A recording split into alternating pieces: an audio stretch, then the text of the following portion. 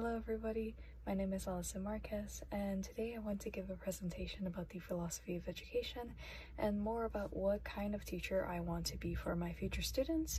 This is based from the book Those Who Can Teach, Chapter 9. So let's begin. As mentioned beforehand, I am Alison Marquez, and I am a person who is in love with making art, and I want to share my happiness with the world through artist expression. I want to share my art to capture beautiful moments in time that can make people just look at it and then maybe just smile while seeing the piece of art. As for my background, I am currently employed as a camp art assistant at Brentwood Art Center in Santa Monica, and I am also a first generation and third year student attending California State University, Fullerton. My ultimate goal is that I want to become an art teacher and a professional full-time artist in the future.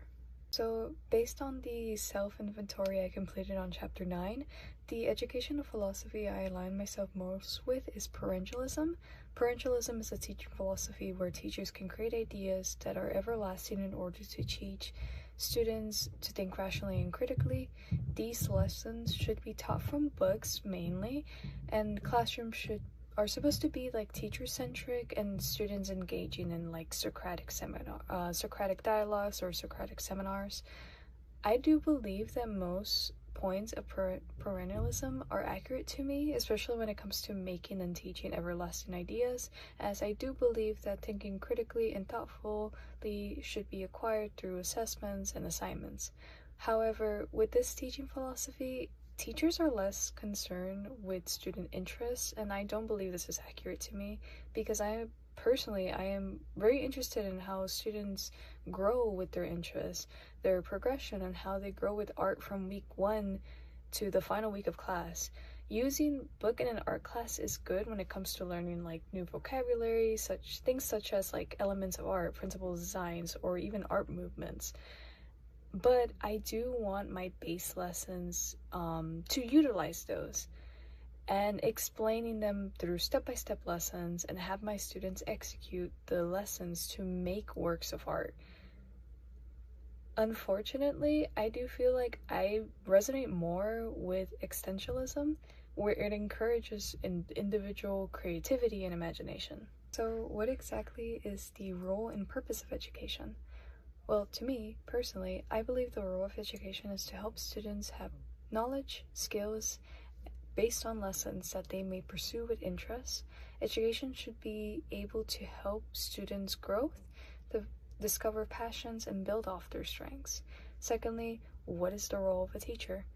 I believe that the role of a teacher is to help students with learning the curriculum, to support and build relationships with students as a mentor, and be a role model for students to be inspired by. I believe that every teacher can at least leave an impactful mark on a student's life. And lastly, what is the role of a student? The role of a student is to engage and participate in everything that occurs within the classroom. This is things such as completing assignments, engaging in classroom activity, note-taking, asking questions, for their own academic and personal growth with the materials covered at school. So what am I going to teach? From my introduction slide, I had said beforehand that I love making art and I would want nothing more than to teach in an educational setting to a group of students. And I believe that my subject field is going to be visual arts, specifically in the multimedia art subject field. My goal for my future students in the art field is that I want to help them develop an artistic expression and creativity by creating artworks. I want them to understand the principle and elements of design and art and to be able to utilize these keyword vocabularies in their self-assessments and art critiques. I want them to have an exposure and be able to use a variety of art medias. And most importantly, I want to prepare students that show interest in art for potential careers. This leads on to the second question: who am I going to teach art to? And who are going to be my students? After thoughtful consideration for a long time, I think I'm going to settle with high school students, because I believe what's special about this group is that they will be more well-behaved and more attentive if they show interest in my class. and they can attain skills that may seem more impactful than in previous years at this point in age. By the time students reach their adolescence or teenage years, they will be able to have more experience and knowledge when it comes to their academic progress and personal development.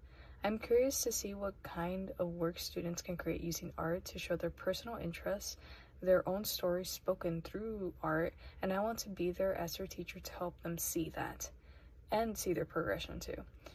I believe that adolescents best learn when they engage in meaningful experiences and find purpose in those experiences.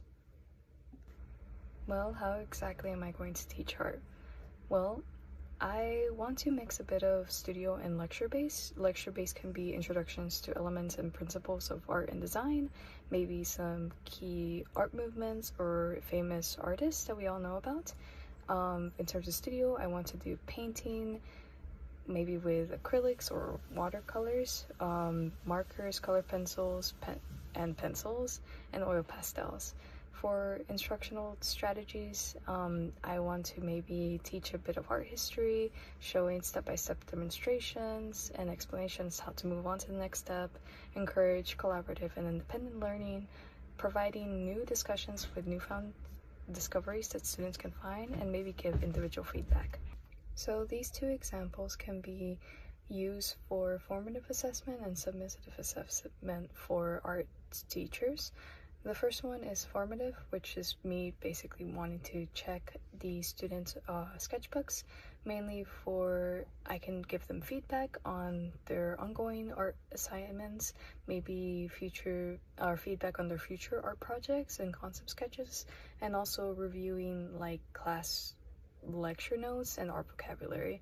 And then the other one could be at the end of their projects, they could do an artist statement or self-evaluation. And students allowing them to self-evaluate themselves at the end of a project is good because you can see how they would grade themselves at the very end.